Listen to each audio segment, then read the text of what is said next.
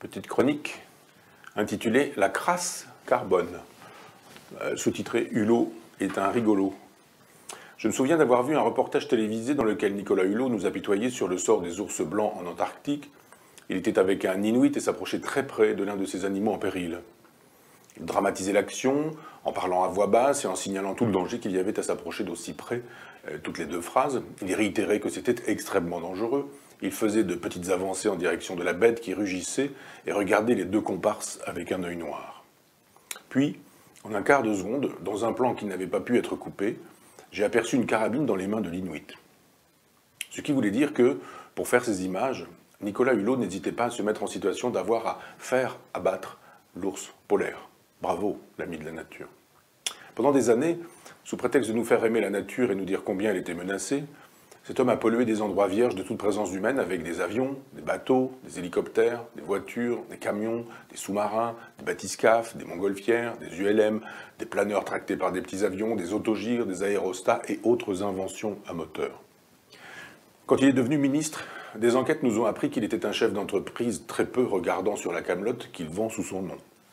Greenpeace avait depuis longtemps signalé que les produits Ushuaïa, tant qu'à faire, étaient toxiques et avait classé un certain nombre d'entre eux sur une liste rouge de produits chimiques dangereux.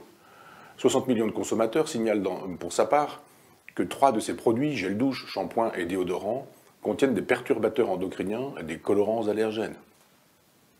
Puis voilà qu'on apprend qu'en plus de saloper la planète, d'intoxiquer les corps, le petit Nicolas souffre d'une addiction au moteur. On découvre en effet en lisant sa déclaration à la haute autorité sur la transparence de la vie publique qu'après une ancienne DRH de Danone, il est le deuxième ministre le plus riche du gouvernement, avant Françoise Nyssen, ministre de la Culture et éditrice, ce qui renseigne en passant sur le fait qu'éditeur, c'est un beau métier. Cet homme qui passe son temps à culpabiliser les pollueurs que nous serions tous possède en effet pas moins de 9 véhicules à moteur, 6 voitures, une moto, un bateau, un scooter. Détaillons, une grosse cylindrée BMW, un combi Volkswagen, un Peugeot Boxer, autrement dit un petit camion, un très polluant Land Rover, une vieille de chevaux qui pollue comme à l'époque, et un autre véhicule non précisé. Son bateau est à moteur, sa moto BMW n'est pas à la voile, et son scooter, parce qu'il est électrique, fonctionne donc à l'énergie nucléaire. Dans n'importe quel autre pays disposant d'encore un peu de morale, cet homme n'aurait plus qu'à vivre en reclus chez lui. En France, il n'en est pas question. Gageons qu'il sera toujours en bonne place dans la prochaine liste des Français préférés des Français, une liste politiquement correcte, choisie par on ne sait qui, soumise à on ne sait qui, classée par on ne sait qui, et présentée par toute la presse comme une parole d'évangile.